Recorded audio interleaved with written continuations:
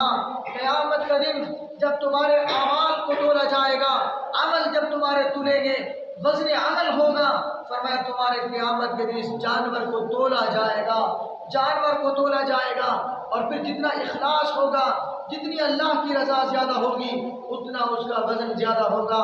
پھر قربان جائے صحابہ پر، صحابہ نے میرے اور آپ کے لیے سارے مسئلے حل فرما دیے، حضور سے سب کچھ پوچھا تاکہ میرے اور آپ کے لیے ہدایت کا ذریعہ بنے۔ صحابہ نے پوچھا اللہ کے رسول، اچھا قربانی کے جانور کے گوشت کو تو تولا جائے گا، ہم اس کا چمڑا اتار کر پھینک دیتے ہیں۔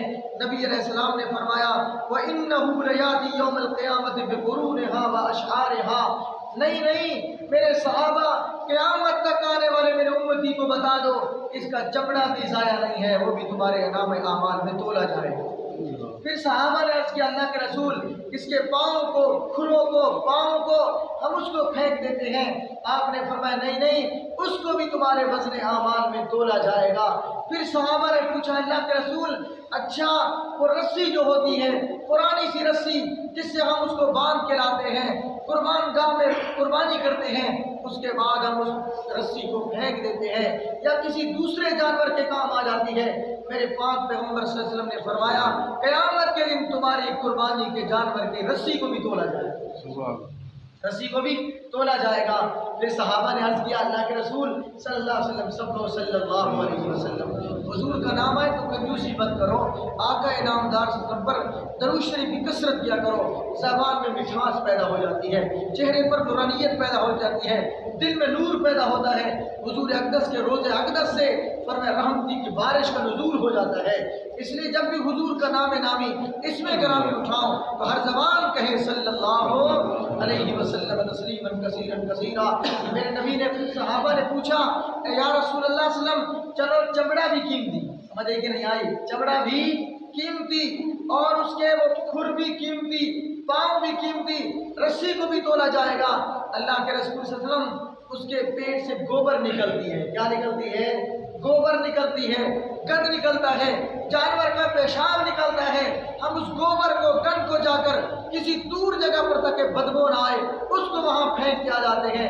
نبی علیہ السلام نے فرمایا وَإِنَّهُ لَيَأْتِي يَوْمَ الْقِيَامَةِ بِقُرُونِهَا وَأَشْعَارِهَا وَأَزْلَافِهَا، فرمایا میرے صحابہ امت کو بتا دینا، میری امت کو اللہ کی رحمت سے مایوس نہ ہونا، اس جانور کی گوبر کو بھی تولا جائے گا، جانور کی گوبر کو بھی تولا جائے گا۔ اور پھر صحابہ نے آگے پوچھا اللہ کے رسول صلی اللہ علیہ وسلم، یہ بتائیں چلو اتنے زیادہ ثواب، جانور کی گوبر تولی جا رہی ہے، جانور کا پیشاب تولا جا رہا ہے، اس کے بال تولے جا رہے ہیں، سب کچھ تولا جا رہا ہے، اب ہمیں ثواب کتنا ملے گا؟ ثواب کتنا ملے گا؟ خدا کی قسم میں اور آپ دنیا کے حریص ہیں، ہم دنیا کے بارے میں سوچتے ہیں کتنے پرسنٹ ہمیں منافع ملے گا، کتنے پرسنٹ ہمیں اس پر نفع ملے گا، اور پھر آج تو میں اور آپ نے سود کو بھی نعوذ باللہ منافع کا نام دے دیا۔ سود ایسے گناہ ہے، اقالی کملی والے محمد مصطفیٰ حبیب کبریا صلی اللہ علیہ وسلم نے فرمایا سود کا 1 روپیہ کھانا سگی ماں سے خانہ کعبہ میں 100 دفعہ زنا کرنے کے برابر ہے۔ ایسے مسائل اگر ہم بتائیں تو مقتدی ناراض ہوتے ہیں، پھر ایسے مسائل اگر بتائیں تو لوگ کہتے ہیں یہ مولوی بڑا خشک مولوی ہے، بڑا سخت مولوی ہے، لیکن میں کیا کروں، اس منبر رسول کی ذمہ داری ہے، کیا ہے؟ ذمہ داری ہے۔ اگر مسئلہ بتاتے ہیں تو آپ ناراض، اب فیصلہ میں آپ پر چھوڑتا ہوں، مسئلہ بتاتے ہیں تو آپ ناراض ہوتے ہیں، نہیں بتاتے تو قیامت کے دن کالی کمرے والے محمد مصطفیٰ ناراض ہوں گے۔ اب آپ بتائیں، ہم آپ کو ناراض کریں یا حضور کو ناراض کریں؟ اللہ کے سامنے ہم نے کل قیامت کے دن اس ممبر کے لیے جواب دینا ہے۔ یہ ممبر نبوی ہے، حضور کا ممبر ہے، صحابہ کا ممبر ہے، اولیاء اللہ کا ممبر ہے، اہل بیت کا ممبر ہے۔ سیدنا امام حسین سب کو رضی اللہ تعالیٰ عنہ، سب کو رضی اللہ تعالیٰ عنہ، سیدنا امام حسین نے اسی وجہ سے تو گردن کٹوا دی کہ مسئلے کو نہیں چھپایا، مسئلے کو، حق کو نہیں چھپایا، یزید کی بیعت نہیں کی اور سر کٹوا دیا، کسی ایسے حکمران کی بیعت نہیں کی جو اسلام کے خلاف ہو۔ تو میرے کہنے کا مقصد یہ ہے، صحابہ نے پوچھا اللہ کے رسول صلی اللہ علیہ وسلم، جب قربانی کے جانور کو اتنا بڑی اہمیت، اتنا بڑا ثواب ہے، ہر چیز تولی جا رہی ہے، تو اب ہمیں ثواب کتنا ملے گا؟ اللہ کے نبی نے فرمایا میرے صحابہ مجھے یہ بتاؤ جانور کے جسم کے اوپر، اس کے کھال کے اوپر جتنے بال ہوتے ہیں، دنیا کا کوئی انسان اس کو شمار نہیں کر سکتا، گن نہیں سکتا۔ نبی علیہ السلام نے فرمایا ہر بال کے بدلے تمہاری ایک گناہ معاف ہوتا ہے، ہر بال کے بدلے ایک نیکی ملتی ہے، ہر بال کے بدلے تمہارے درجات بلند ہوتے ہیں۔ اس سے بڑا اور کیا سوال ہوگا؟ قربان جائیں جناب رسول اللہ صلی اللہ علیہ وسلم پر آپ نے امت کے لیے سب کچھ بتا دیا، اور پھر شکر ادا کریں ہم اور آپ کمزور ایمان کے لوگ ہیں، شکر کریں کہ سیدنا اسماعیل علیہ السلام قربان نہیں ہوئے، ورنہ آج ہمیں بیٹے قربان کرنے پڑتے۔ آج کہاں ہے وہ مسلمان جو بیٹا قربان کرواتا؟ یہ تو وہ رسول اللہ کی خاندان تھا، آل رسول تھے، وہ تو سیدنا حسین تھے جنہوں نے اہل بیت کے سمیت 72 تن اسلام کے لیے کربلا کی وادیوں میں ذبح کروا دیا تھا، قربان کروا دیا تھا۔ کربلا کی وادیوں میں 72 تن کو فرمایا سرتن سے جدا کروا دیا، یزید کی فوجوں سے بھیڑ گئے، لڑ گئے، یزید کے خلاف علم بلند کر دیا، بغاوت کا علم بلند کر دیا۔ یہ تو وہ تھے جنہوں نے اسلام کی خاطر قربانیاں دی۔ اسلام تجھ تک اور مجھ تک ایسے نہیں پہنچا۔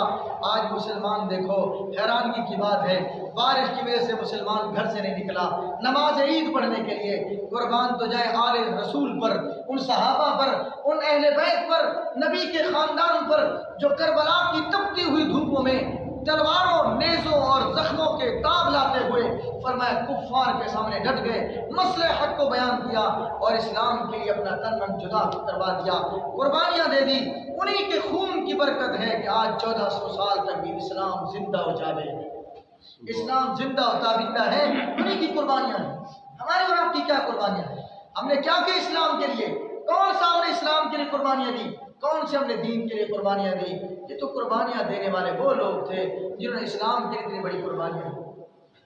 تو سیدنا ابراہیم علیہ السلام کی سنت کو آج تازہ کیا جا رہا ہے، اور یہ سنت ابراہیم علیہ السلام، یہاں اس دن ایک مسئلہ بندہ مجھ سے پوچھ رہا تھا کہ یہ بتائیں کہ یہ تو ملت ابراہیمی ہے، سنت ابراہیمی ہے، لہٰذا ہمارے اوپر یہ ادا کرنا ضروری ہے یا نہیں؟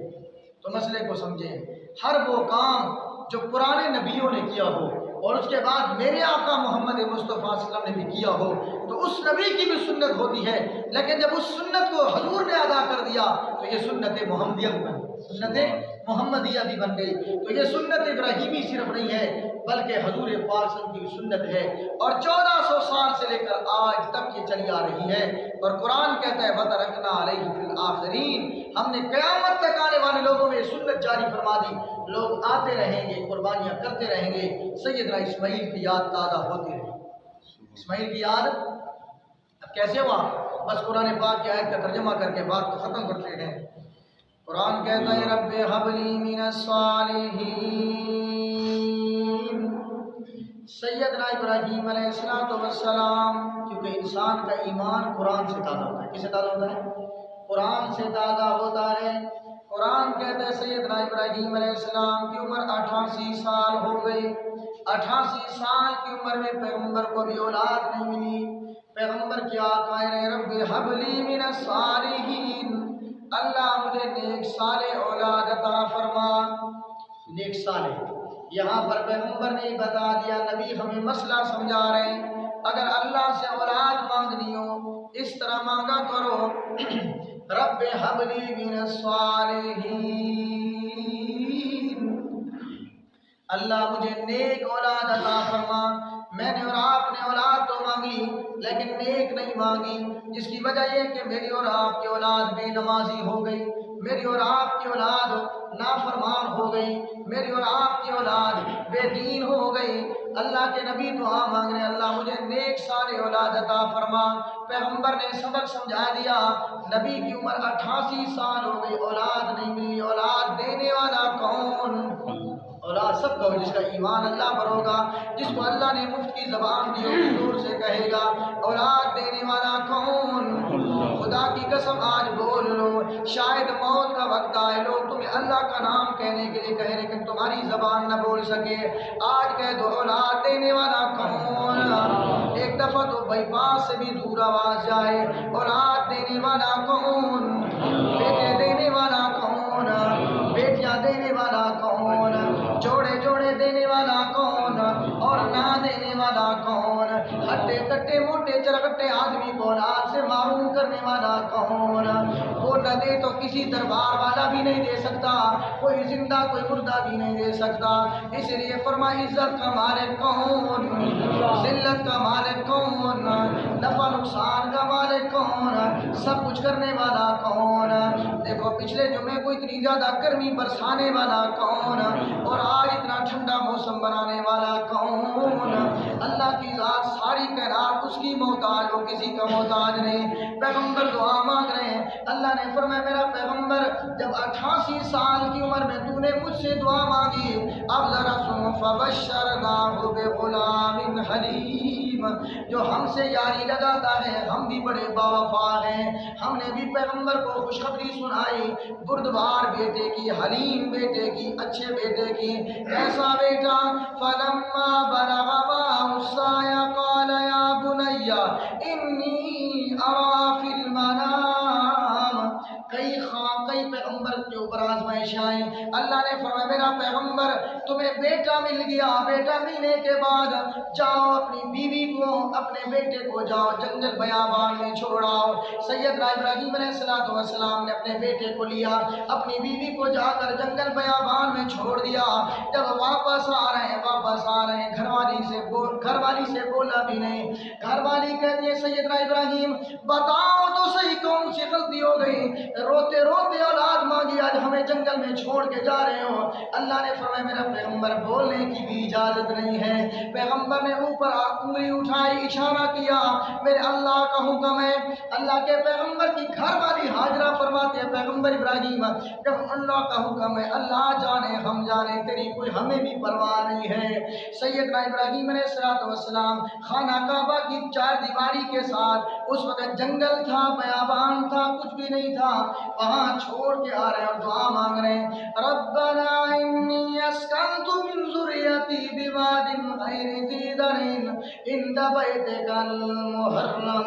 اللہ کریمہ میں خانہ کعبہ کے چھاؤں تلے، خانہ کعبہ کی دیواروں کے سائے میں اپنے بیٹے کو، بیوی کو بٹھا کر آ رہا ہوں تیرے ہیلے وسیلے پر، اس ہیلے پر۔ اللہ میں اولاد کے لیے سب سے پہلی دعا کون سی مانگتا ہوں؟ آج تجھے مجھے فکر ہے، اولاد کے لیے زمینیں بنائیں، جائیدادیں بنائیں، اولاد کے لیے بینک بیلنس بنائیں، پراپرٹی بنائیں، لیکن پیغمبر دعا مانگ رہے اللہ میری اولاد کو نمازی بنانا۔ نبی نے سب سے پہلی دعا کون سی مانگی؟ اے اللہ میری اولاد کو نمازی بنانا۔ نماز اتنی اہم چیز ہے کہ پیغمبر نے سب سے پہلے نماز ہونے کی دعا مانگی۔ تو بہرحال مختصر کر رہا ہوں، پھر پیغمبر کا یہی بیٹا جب 9 سال کی عمر میں آیا، اللہ نے نبی کو خواب دکھلایا۔ کیا دکھلایا؟ نبی کو خواب دکھلایا۔ ٹائم تو پورا ہے لیکن 5 منٹ صرف تک کہ لوگ ابھی آ رہے ہیں، گھر سے نکل رہے ہیں، تو کچھ لوگ جماعت میں شامل ہو جائیں۔ تو اللہ نے ویسے موسم کی ٹھنڈا فرما دیا۔ تو میرے بھائیوں دیکھیں، پیغمبر کو خواب ملا، نبی کا خواب سچا ہوتا ہے۔ اور نبی کا خواب، نبی خود بھی سچا، نبی کا خواب بھی سچا، اور نبی کا خواب وہی ہوتا ہے، اللہ کی طرف سے الہام ہوتا ہے، آرڈر ہوتا ہے۔ پیغمبر خواب دیکھ رہا ہے اور پھر خواب کا تذکرہ بیٹے سے کیا، اللہ ایسی اولاد عطا فرمائے، اللہ ایسی اولاد عطا فرمائے۔ آگے بیٹے نے کیا جواب دیا؟ قرآن کہتا ہے قال یا بنی انی ارا فی المنام، اے میرے بیٹے میں خواب دیکھ رہا ہوں، کئی راتوں سے خواب دیکھ رہا ہوں، انی اذبحک فانظر ماذا تری۔ قرآن پاک کا 23 پارہ، قرآن کو پڑھو تو ساری ایمان تازہ ہو جائے گا۔ قرآن کو پڑھنے سے انسان کی دنیا بھی بنتی، آخرت بھی بنتی۔ قرآن کہہ رہا ہے انی اذبحک، اے میرا بیٹا میں خواب دیکھتا ہوں، تجھے ذبح کر رہا ہوں۔ بیٹا کیا جواب دیتا ہے؟ فانظر ماذا تری، ابا جلدی کرو، دیر کیوں کرتے ہو، خواب کی تعبیر کو پورا کرو۔ آگے یہ فرمایا قال یا ابت افعل ما تؤمر ستجدنی ان شاء اللہ من الصابرین۔ اگر اللہ نے چاہا تو انشاءاللہ میں صبر کرنے والا ہو جاؤں گا۔ اللہ نے چاہا تو میں صبر کروں گا۔ پیغمبر نے بتا دیا صبر کرنا بندے کے اپنے بس میں نہیں، اللہ توفیق دیتا ہے۔ فرمایا کہ میرے اللہ نے چاہا تو انشاءاللہ میں کیا کروں گا؟ صبر کرنے والا ہو جاؤں گا۔ میرے ابا جلدی کیجئے۔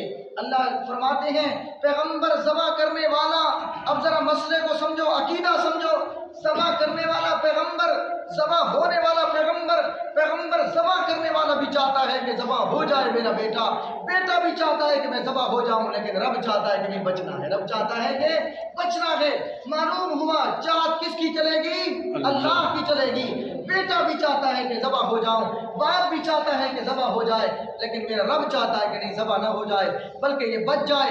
کیوں بچنا ہے؟ ذرا توجہ رکھنا، اس کو کیوں بچانا؟ اسماعیل کو اسی کی نسل سے محمد مصطفیٰ نے پیدا ہونا تھا، اسی کی نسل سے محمد مصطفیٰ صلی اللہ علیہ وسلم نے پیدا ہونا تھا۔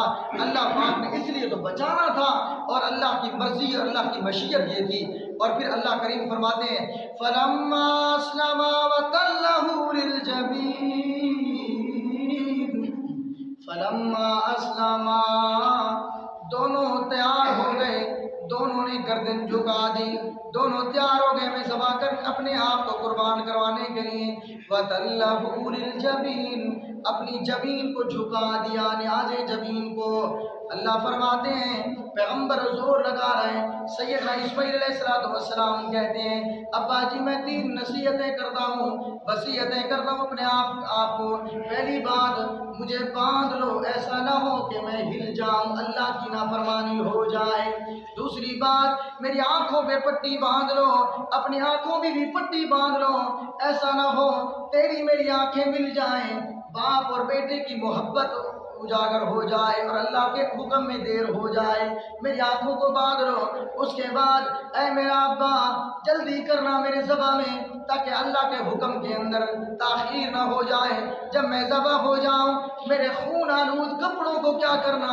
میری والدہ کو دے دینا، کل قیامت کے دن میری والدہ رب ذوالجلال کے سامنے میرے کپڑے لے کر، میرا خون لے کر، میرا کرتا لے کر اللہ کے سامنے حجت پیش کرے گی، اللہ میں نے ایک بیٹا جو تو نے دیا وہ بھی تیرے راستے میں قربان کروا دیا، وہ بھی تیرے راستے میں قربان کر دیا۔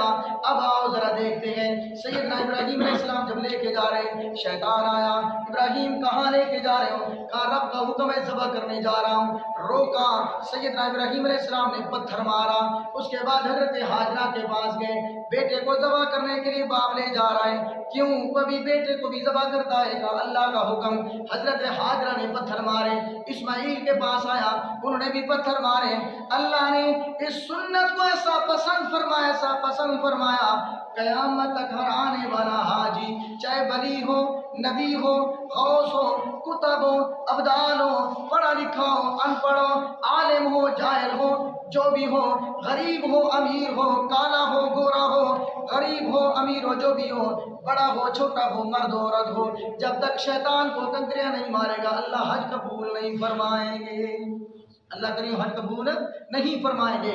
اللہ پاک نے ابراہیم علیہ السلام کی اس ادا کو اتنا پسند فرما دیا، اب فرمایا کہ جب ذبح ہو رہے ہیں اور پیغمبر چھری کے اوپر زور لگاتے ہیں، اللہ پاک کا پیغمبر زور لگا رہے ہیں، اللہ نے چھری کو بولنے کی توفیق عطا فرمائی، اور چھری کہہ رہے ہیں پیغمبر ابراہیم آپ تو چاہتے ہیں کہ ذبح کریں، آپ کا بیٹا بھی چاہتا ہے کہ ذبح ہو جاؤں، لیکن رب ذوالجلال کہتے ہیں کہ ذبح نہ ہو جاؤ، آپ ایک مرتبہ کہتے ہیں کہ ذبح ہو جائے، اللہ 10 مرتبہ فرماتے ہیں اللہ کا حکم زیادہ ہے، اللہ کا حکم زیادہ ہے۔ تو فرمایا سب کچھ ہونے کے باوجود اللہ نے آخر میں اعلان فرمایا وَنَادَيْنَاهُ أَن يَا إِبْرَاهِيمُ، ادھر پیغمبر ابراہیم زور لگا رہے ہیں، اللہ آسمان سے آواز لگاتے ہیں میرے پیغمبر سنو ذرا، قَدْ صَدَّقْتَ الرُّؤْيَا إِنَّا كَذَلِكَ نَجْزِي الْمُحْسِنِينَ، ہم نے آپ کا سچ کر دکھایا، خواب سچ کر دکھایا، تیرا خواب سچا ہو گیا، ہم نے تجھ سے ذبح نہیں کروانا تھا بیٹا، صرف تیرے دل کا امتحان لینا تھا، صرف تیرے دل کا امتحان لینا تھا، ذبح نہیں کروانا تھا۔ إِنَّا كَذَلِكَ نَجْزِي الْمُحْسِنِينَ إِنَّ هَذَا لَهُوَ الْبَلَاءُ الْمُبِينُ، اس میں بڑی آزمائش ہے۔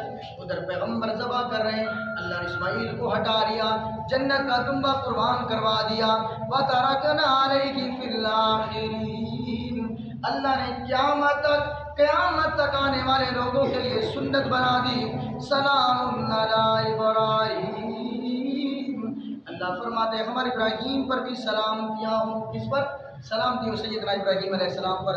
تو میرے بھائیوں، اللہ پاک نے ہمیں اور آپ کو زندگی میں ایک مرتبہ دوبارہ موقع دے دیا سیدنا ابراہیم علیہ السلام کی یاد کو تازہ کرنے کے لیے اور سیدنا ابراہیم علیہ السلام کی سنت کو دہرانے کے لیے۔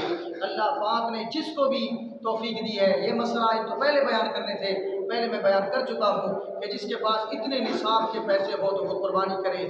تو قربانی کرنا ابھی بھی اگر کوئی آدمی قربانی کے کسی وجہ سے غفلت کی ہے، رہ گیا ہے، قربانی نہیں کر سکا، اسے چاہیے کبھی 3 دن باقی ہے۔ کتنے دن باقی ہیں؟ آج کا دن بھی ہے، کل کا دن بھی ہے، پرسوں کا دن بھی ہے، 3 دن ہے قربانی کے۔ تو اس وقت چاندی کے حساب سے جس آدمی کے پاس بھی 1,35,000 روپے کی مالیت ہے، کتنی؟ 1,35,000 روپے کی مالیت کا مالک ہے، اسے چاہیے کہ وہ قربانی کرے۔ اور پھر یہاں ایک ہی مسئلہ بس سمجھ لیں، زکوٰۃ اور قربانی کے واجب ہونے میں فرق ہے۔ زکوٰۃ یہ ہے کہ آپ کے پاس 1,35,000 روپے جتنے پیسے آئے اور وہ آپ کے پاس پڑے رہے اگلے سال تک، سال گزر جانے کے بعد آپ پر زکوٰۃ فرض ہے۔ لیکن قربانی کا مسئلہ علیحدہ ہے، آج بھی اگر آپ کے پاس اتنے پیسے آ گئے تو آپ پر قربانی کرنا لازمی ہو گیا، قربانی کرنا فرض ہو گیا، واجب ہو گیا۔ تو قربانی کریں، اپنے سر کا صدقہ ہے اور اپنے صراط پر سواریاں بنے گی۔ میں نے پہلے بھی عرض کر چکا ہوں، قیامت کے دن انہ لیاتی یوم القیامت بقرونہا واشعارہا وازلافہا، قیامت کے دن قربانی کے جانور کو تولا جائے گا، رسی کو تولا جائے گا، اس کے سینگوں کو تولا جائے گا، اس کی سارا کچھ قربانی کے جانور کو تولا جائے گا قیامت کے دن۔ تو اسی لیے اپنی آخرت بنانے کی فکر کرے۔ آخرت کے لیے انسان کے پاس 3 پیسہ اس کا اپنا ہے، 3 قسم کا پیسہ اس کا اپنا ہے۔ پہلا وہ پیسہ جو اس نے کھا لیا، یہ اس کا اپنا ہے۔ دوسرا وہ ہے جو اس نے اپنے جسم پر پہن لیا، یہ بھی اس کا اپنا ہے۔ اور تیسرا جو اس نے آخرت کے بینک میں، آخرت کے اکاؤنٹ میں بھیج دیا، یہ بھی اس کا اپنا ہے۔ مرنے کے بعد اس کا کوئی پیسہ بھی نہیں، مرنے کے بعد۔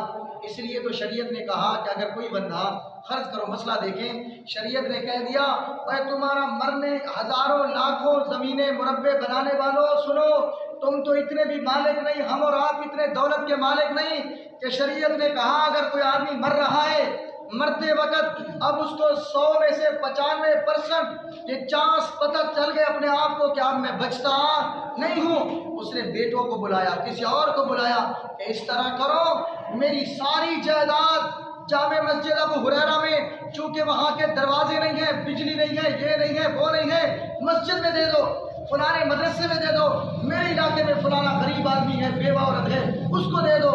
شریعت کہتی ہے اب اس کی وصیت پر عمل نہ کرو۔ کیوں؟ اب اس کو پتہ ہے کہ میں مر رہا ہوں، اب اس کی وصیت پر 1/3 حصہ عمل کرو۔ کیا مقصد؟ لاکھ روپے اس کے پاس ہیں تو صرف 25,000 اللہ کے راستے میں دو، 75,000 نہ دو اس کی وصیت پر۔ ابھی تک تم مرے نہیں ہو، شریعت نے تم سے مال کا اختیار واپس لے لیا۔ کیوں؟ اب تم کہتے ہو، اب تمہیں پتہ ہے کہ میں مر رہا ہوں، اب یہ پیسہ تمہارا نہیں، اب تمہاری اولاد کا پیسہ ہے، اب تمہارے بیٹوں کا پیسہ ہے، اب تمہارے خاندان کا پیسہ ہے، اب تمہاری اولاد کا پیسہ ہے، لہٰذا ان کو تم محروم کرتے ہو۔ اب شریعت نے کہہ دیا تم بڑے بڑے خان بن رہے ہو، جی میں تو ویسے مر رہا ہوں، سارے پیسے مسجد میں دے دو، مدرسے میں دے دو، غریبوں کو دے دو۔ کل کو تمہاری اولاد پھر لوگوں سے بھیک مانگتی پھرے گی، اولاد تمہاری لوگوں کے سامنے ہاتھ پھیلائے گی۔ شریعت نے کہا نہیں، اب تمہاری وصیت پر عمل نہیں۔ ہاں، جیسے اب میں اور آپ بیٹھے ہیں، اب ہمارے حواس باختہ صحیح ہے، اب عقل ٹھیک ہے، موت کا ابھی تک کسی کو وہ نہیں اور کسی کو چانس تک نہیں کہ موت۔ اب اگر آپ کہتے ہیں کہ میرا تمام تر مال و دولت اللہ کے راستے میں دے دو، تو اب شریعت قبول کرتی ہے۔ اب کیا کرتی ہے؟ شریعت قبول کرتی ہے۔ جب تمہیں موت کے چانس نظر آ جائے، موت کا فرشتہ نظر آ جائے، پھر تمہاری اس وصیت پر عمل نہیں ہوگا۔ تو میرے بھائیو، اپنے آخرت کے لیے، اپنے آخرت کے اکاؤنٹ کے لیے، دیکھو تھوڑی سی گرمی ہوتی ہم برداشت نہیں کر سکتے، ذرا سوچو اس قبر میں کیا بنے گا، جس قبر میں ایک سوراخ تک نہیں، جس قبر میں کوئی پنکھا نہیں، جس میں کوئی روشنی کا انتظام نہیں، جس میں کوئی نیچے بچھانے کے لیے کچھ نہیں۔ یہاں تو انسان آج کے دور میں کتنا نرم و ملائم نازک بن گیا۔ ہمارا یہ